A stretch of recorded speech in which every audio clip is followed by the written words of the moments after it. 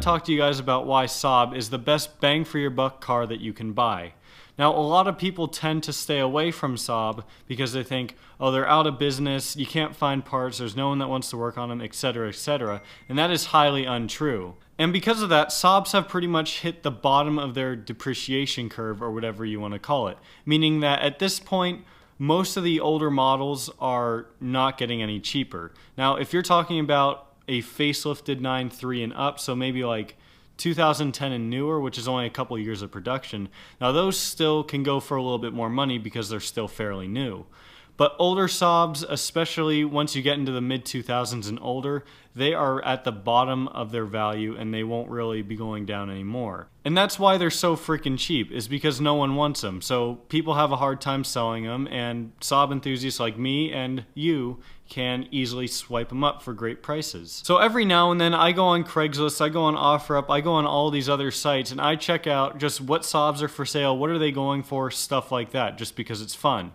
And, you know, it's really funny how cheap some of these people will sell these cars for. For example, as a lot of you older subscribers will know, I bought my 9.3 for $1,100. And that was a great deal. I mean, the car was worth probably triple that when I bought it. But I got a great deal on it because, well, one, it was a motivated seller. And two, it had a check engine light. They had no idea what was wrong with it. It turned out just to be the coil packs, which was a $20 fix, so I ended up being completely fine there. But people just are scared of them, I think, and that's part of the reason why they're so cheap. So when you compare, let's just take my 9.3 for example, when you compare a 2003 9.3 to its competitor, so a BMW 3 Series, an Audi A4 of that time, a Mercedes C-Class, a Volvo of that time, other luxury sports sedans of that time, the Saabs are way cheaper than all the other ones. And again, that's simply because people just don't want them. Unless you're a Saab enthusiast, people just don't want them because they're scared that something's going to happen and they're not going to know how to fix it, and it's going to cost them way more than the car's worth to fix, which is completely untrue 99% of the time. So that's why Saabs are such a great bang for your buck. So for a new generation 9.3, which is 2003 and up, I would say that the average asking price of one of those on Craigslist and OfferUp in private party sales is probably no more than like $2,500 or $3,000.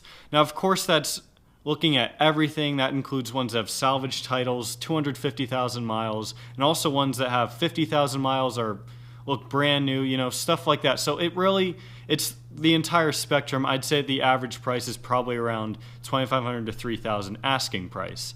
So let's just take a random example, and let's say that you buy a 2005 Saab 9.3 for $2,500. And when you're looking at cars, let's say under $3,000, there is no other car that's going to be able to offer you everything that that Saab can offer you in that price range. So I'm also considering the 9.5, the 9.7X, all the other Saabs in here, but I'm just using this 9.3 as an example. So with that 9.3, we'll just say it's an ARC. We won't say it's an Aero. It'll have the 210 horsepower 2-liter turbo. It'll have leather seats. You'll have nice climate control. You will have a lot of the cheap GM plastic, but it will be a very quick car for that money. And when you look at a car under $3,000, there are very, very few cars out there that you can buy that would honestly be quicker than a 9.3. I mean, of course, you can get an older Mustang, maybe an older Camaro that would be just as fast, maybe a little bit faster. And of course, there's other cars as well. But those cars are going to be all crappy, cheap cloth interior. They've probably been ragged on by the previous owner. They're not going to be in the best condition, especially when they're at that price point. And then if we look at the other side, which is practicality. So when you look at that 9.3, it's got 5 seats, it's got a big trunk, again, it's got the leather seats, it's got a very comfortable driving experience. So it's a fairly practical car. And when you compare other cars at that price point that are more practical or just as practical, let's look at something like a Lexus Ls400, other bigger cars that are going to be in that price range that are going to be more practical than it. None of those cars are also going to give you the same performance and driving experience that a Saab will. Now, I'm not saying that driving a Saab is like the holy grail of driving anything, because it's really not. And among the other reasons that I mentioned, I want to look at a third aspect here, and that is reliability. So the reliability, that's really the reason why these are cheap. these cars are not necessarily unreliable. Granted, they do have problems time to time if you don't take care of them. But if you take care of them, I mean, these cars can really last you a lifetime. I mean, my dad just sold his 1996 Saab 900 with over 300,000 miles on it he had since new. And it lasted that long because he took such good care of it. And it needed a new clutch, yeah, but that was the first time it needed a new clutch. So, I mean, when you take care of a car like that, it's going to last you a long time. And that's true for a lot of other cars as well. But unfortunately, a lot of these used Saabs sometimes aren't taken care of. Sometimes they don't look like they're that nice. They have dents and stuff. I mean, a lot of people unfortunately don't take care of these cars. And when they don't take care of a car aesthetically, it's definitely not going to be better under the hood. It's usually probably going to be worse. So a lot of these people that are thinking that way are seeing, okay, it looks like it hasn't been washed in months. It's got curb rash on the wheels. The headlights are all fogged and faded. I don't really want to touch one of these.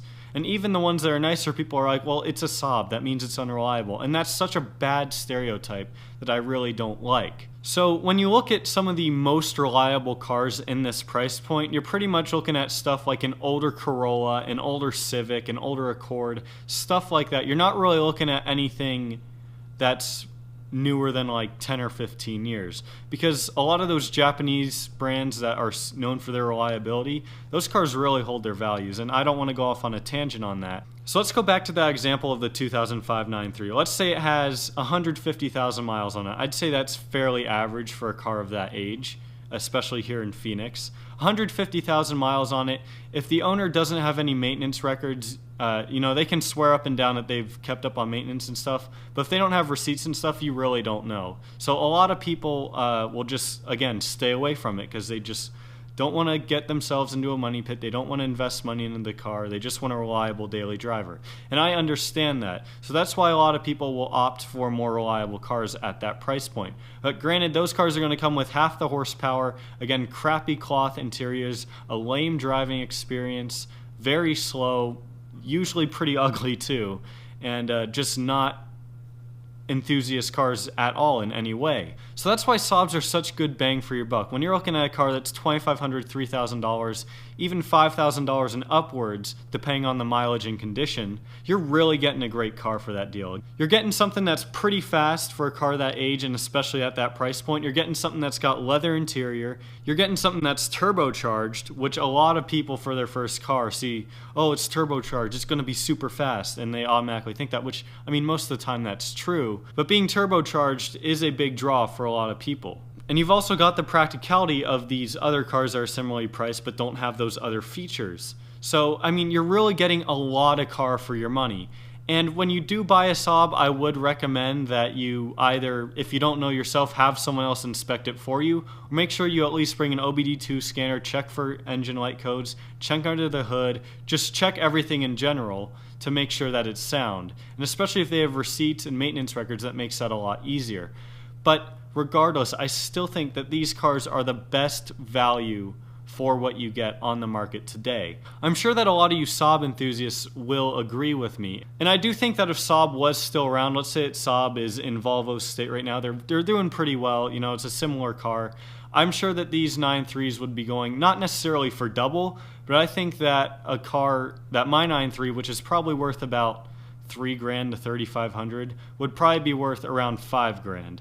And that's just my opinion. That's not necessarily saying that's true. So again, there's a whole lot of reasons why Saabs are so cheap, and because they're so cheap, you just get so much for your money. And that's what I love so much about these cars. That's why I've actually had a few subscribers say, hey, I just bought my Saab today for this much and it's a really low price, and I love it so far. It's been awesome.